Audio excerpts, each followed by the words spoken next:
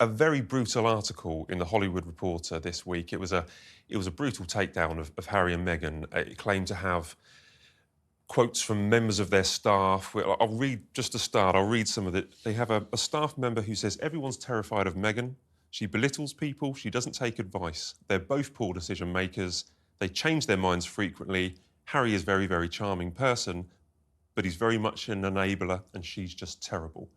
As a PR executive, those kind of things must terrify you if they come out about one of your clients. But why do you think it's gone so badly wrong for Harry and Meghan? Have they lost Hollywood? Yes, I think they probably have lost Hollywood. And one thing about Hollywood is that it's a home of corporate entertainment, the world of the business of show. And it's a small community. And once you're out, you're out. And that's why, PR is knee-deep in the heart of Beverly Hills. And some of my should we say, friends who are in that sort of line of work in that part of the world will say, our job is to protect our clients from themselves. And it's a brutal world.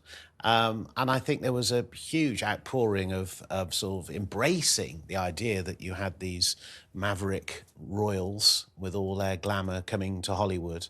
But there's only so far that you can sort of operate with a bleeding heart, talking all the time about, your distance and the way the royal family's treated you and all those sort of things. And then sooner or later, that seemed to be the continual narrative. It never changed. But the biggest problem, I think, for them is many of their ventures have not worked. And they haven't worked in such a way that became news. The Netflix deals, the podcasts, the content or whatever, it just didn't work. And there's only so many interviews you can actually do Oprah style. So if you don't have the currency and if you are perceived to be negative and you've got your inner sanctum, your staff, reflecting what a lot of professionals clearly can see, that there is poor judgment. There's a sense of hubris. There's a sense of sort of we're caught in this ghetto, we're defending ourselves. Then you lose your power. I mean, Hollywood is also about making money. You have to make a lot of money. They need to make a lot of money because they're cut off from the source. So if there's no positivity, if there's no smiles, if there's just sort of this angst that sort of covers their brand, then it becomes unwound. And it takes an important trade publication, like the Hollywood Reporter, to actually, tip the first domino, and you'll gradually see more dominoes fall. Can you pinpoint or pick out any major errors that you've seen the couple make or that their couple's team make since they've left the UK to live in the USA? I think that if you look back at the amount of positivity that exists, they were called the Fab Four with Kate and William. But I think it stems from the fact that no matter what you think your duties are, there's a pecking order to the royal family, and they're not in line, for that top job. It isn't. It's more. I think Meghan saw it as more Disney princess and dutiful royal. It isn't tiaras and ballrooms and celebrities and big state openings. It is actually opening a civic centre on a cold, wet Saturday afternoon in Kettering. It's a job. And I think that was the first thing that came apart. And you've got some uber defensive, sort of kids. William and Harry, had a brutal upbringing. I mean, I remember that the funeral, watching these two young boys, stand behind and walk behind that coffin with beings of random strangers who were started throwing flowers at it. I mean, that's indelibly marked. And then the reception of actually not being super friendly to the press, coming down from their father. So here they are falling in love, and both have found it difficult to find relationships, particularly Harry. Because, a lot of women in this country know what the job is. They're not going to sort of, give their life away for public duty.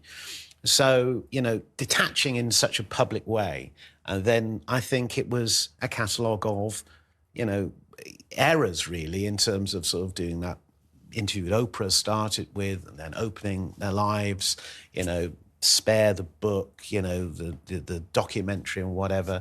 Their mistake was they didn't have critical friends around them. If you look at people who manage their reputation, they've got people around them who are going to deliver the bad news. you know, you can't get it right, and you certainly can't be in some hubristic bubble. And I think that they stuck together, they clung together, self-defensive around each other, and didn't take advice. And so I think it became a catalogue of these things. They overpromised on a lot of their products that they were going to bring. They were going to bring a load of allowed commentary in about their success. And it started off being, you know, this disruptive brand is going to set up this, you know, this well-meaning foundation. They're going to do this great work. You know, it was overhyped, overpromised. And when you overpromise and then underdeliver, then you become the story. And there's a feeding frenzy around the negativity. There was never any positivity. And they were always compared. Because in a sense, I think the American media didn't have the same perspective as the UK media, who very much saw him being pulled away from the heart and the bosom of this country. You know, they had their own sort of royalty. It was again these a lot of young people in America actually sort of saying, well, why can't they live their life? They're in love together, happily married and whatever. And of course, they had to drive because they were in maybe not a premeditated PR war, but they were actually cast in that role. And they were trying to outdo, you know, an organisation, you know, of the royal household who have been through so many, you know, and at the time the Queen was still alive giving that advice, and she was a wise woman who understood the old world of legacy media, maybe not of the modern day comms, but it was never complain, never explain. They had reinvented themselves post Diana. You know, if you think of the turmoil they had when Charles was with Camilla and accepting Camilla back into a divorced woman back into the whole, all those sort of things they'd run through. And so these disruptive souls who were going to somehow, you know, be bigger than the royal family themselves, that was their mistake. I mean, when we go through mistakes, I think the first mistake was the Oprah Winfrey interview, which you mentioned earlier. That was them just being incredibly angry. And then the more that they've told their story, or the more that they've put their side across, that they've become less popular over the time. I think it was more to the fact that their popularity certainly diminished in this territory and possibly around the Commonwealth, if that's the expression, but not in America. I think there was a golden moment where they could have built on the sort of idea that America had brought these people into the centre of their attention. Can I ask you about that? Just on that before we move on with the Oprah interview. I always wonder about this because it was about a year or so after they'd left royal life. We know from Harry himself that that's not how he wanted to leave. He wanted half in, half out. So this life that they had, they didn't have a very clear strategy. And there was a lot of noise around them.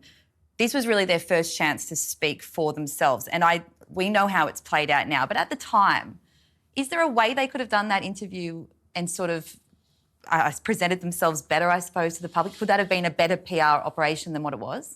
No, they couldn't, because you're doing a deal, and you as a journalist, well, no, you want the thing that is talked about across the world. You want the eyeballs, you want the clickbait around it. And, of course, you are talking to probably one of the most famous interviewers in modern television history. There's no control over it. You've done a deal, and you think you are in control, but you're not. And that was a big mistake.